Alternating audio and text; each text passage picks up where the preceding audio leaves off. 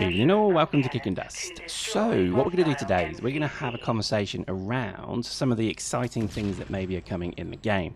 I think a lot of the time we kind of focus on maybe the negatives, and we maybe don't look at the scale and scope of what is actually pretty much shaping up to be quite a good, stable game. I know a lot of people seem to love to hate on CCP and the various changes they make, but at the moment, I've got to admit, Uprising 1.2 I think is a massive success. It feels very good, and again, you know, I am acknowledging that certain things have been, well, altered to the displeasurement of certain people. So the scout suit is not as fast, and it doesn't really act as well. But again, all these are all things that I think you just have to accept are probably good things in the long run, because again, you know, I think generally balancing, etc., is something we're very familiar with. In EVE, we had this for years, where good ships would be used and you would get the most enjoyment from them, but then all of a sudden you would find that pretty much Drake Army, great example. The Drake is a battle cruiser, and it's a very good ship. And basically what happened is all of a sudden you had 1,000 Drakes versus 1,000 Drakes, and there was just no point even owning other ships. I mean, that's the sort of problem I think that I fear that may creep into Dust, is that basically everybody should just use the Caldari Logi now. You know, that's pretty much the subtext of this, and that's bad. There are many different suits, many different guns, many different races. If you nerf the Flaylock, which, you know, maybe it does need a little bit of a tweak, but if you nerf it to the point where it doesn't actually, it's like, you know, think the laser rifle, then all of a sudden you're just going to have, you know, what, 32 Caldari Logis with Deval assault rifles, and believe me, if that happens, fuck that, I'm not playing this game anymore. Because again, the exotic weapons are the fun weapons. AR is, you know, it's pretty much your standard, you know, where you begin, and you should move from there. Anyway, we've talked about that long and many times. I think really the purpose of what I think, you know, they're doing with this balancing piece, that I really do think is working well, is trying to make everything just very similar, so you then get the range of weaponry. Because again, when people look at this game, you know, then they probably couldn't give two rat's asses that you have an assault rifle in the game. But what they are interested in is, oh, you've got a laser rifle. Oh wow, what's that? A railgun that you carry like a big Hoover? Wow, that's impressive. You know, and that's really that's the sizzle that sells the game somewhat, is, you know, the more exotic, interesting stuff.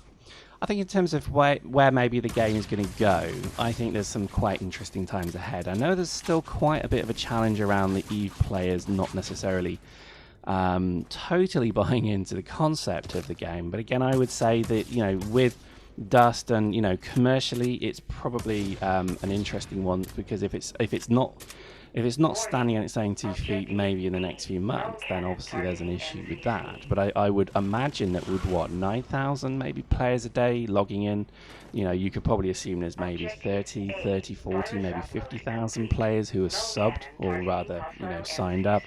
That's still not bad, and I think, you know, if you consider that maybe half of them are using boosters, you know, there's obviously a cost to those boosters. You could therefore say, you know, okay, depending on how much capital and how they basically dealt with their capital investment at the start, chances are this product is self-supporting, if not now, at least very soon.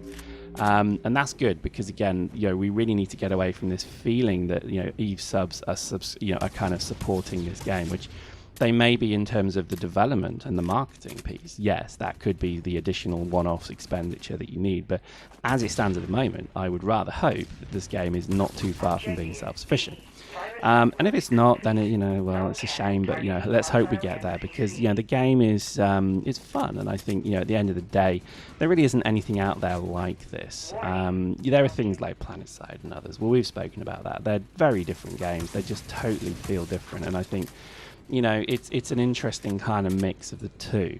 Anyway, I think in terms of where the game's going, it's going to be interesting to see how maybe we develop, or rather they develop, the links between EVE. Do you know what I mean? It's like all of the interesting stuff in EVE, like people in EVE, you know, everybody has a goal probably at some point in their EVE career to get a Titan or a super capital ship. These are massive ships that basically are huge, and, you know, they're massive, like, kind of big status symbols of the game.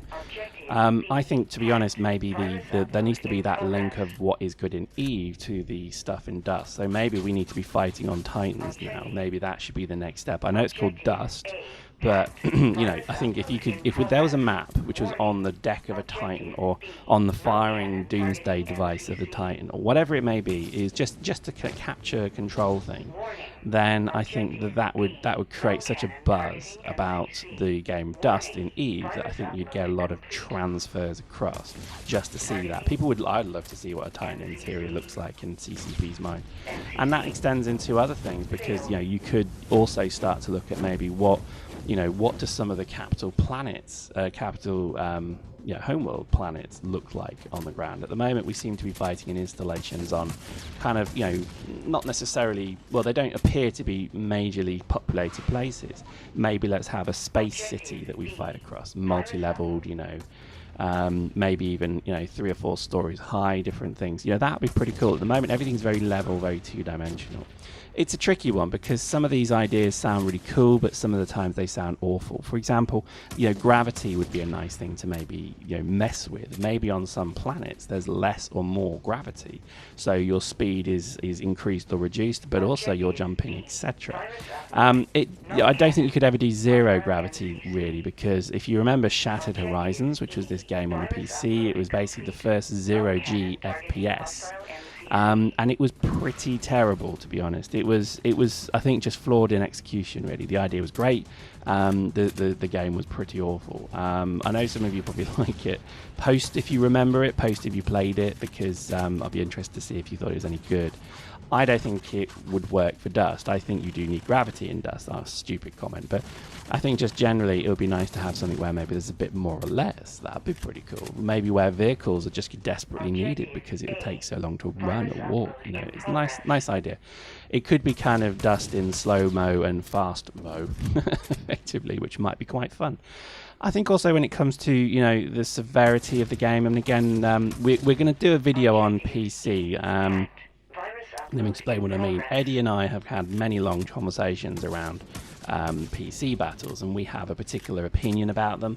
And I think there's a few things that I think just massively need to change. So watch out for that video, because again, some of them are really good kind of community ideas that people have fed to us, and we'll go through them because I think there's some people love PC, not many do, to be honest. I think the majority don't. It's a tough, annoying crying baby kind of mechanic at the moment, and there's no real reason to do it. But anyway, we'll talk about that another time. I think just generally, the game is starting to feel very polished. I think, again, people will laugh at that, but this is just my opinion. I play the game and I think, wow, this is fluid. It's a fun, exciting, fast-moving, fluid shooter, and it's nice. I quite like it. I think it's not the prettiest, I think it's not the most complete, but I would say it's certainly getting there. And I think, you can't always, you first of all, you should never have expected CCP to produce a masterpiece from the get-go.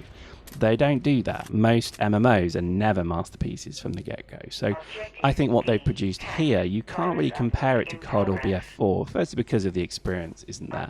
Secondly, I think the budget certainly isn't there. I think what they've produced here is a new concept. It's an FPS MMO, in theory, that's linked to a much wider game. It's an integrated FPS MMO. And that's quite exciting. And I think that does take time, and I think it's just like Eve. Eve for the first 2 or 3 years was very not great, but it had scope and scale and potential. And I think potential is probably the word I would use with this game. Is this game going to be successful? I think it will, but it's going to be a very slow, emerging kind of success. And I think gradually more and more people will come to it. I think people will leave it and then come back. I think it's already, you're going to see quite an interesting growth of this game if they continue to fund it. And it will come down to literally somebody saying, yep, or nope, I'm not going to fund this anymore. And I think that's quite a scary thought. Anyway, I have faith in CCP. I think if there's any games company that can do it, it's probably them. I think what they've done to date is pretty good. I would say excellent. I have fun playing this game, and I think everybody that I play with obviously does as well. Yes, there's issues. Are they big? No. And are they going to be fixed if they are a problem? Yes. And that's why I think people will stick with this. Brand loyalty is a big thing. Hope you enjoyed that. Certainly more jibber jabber bibble next time.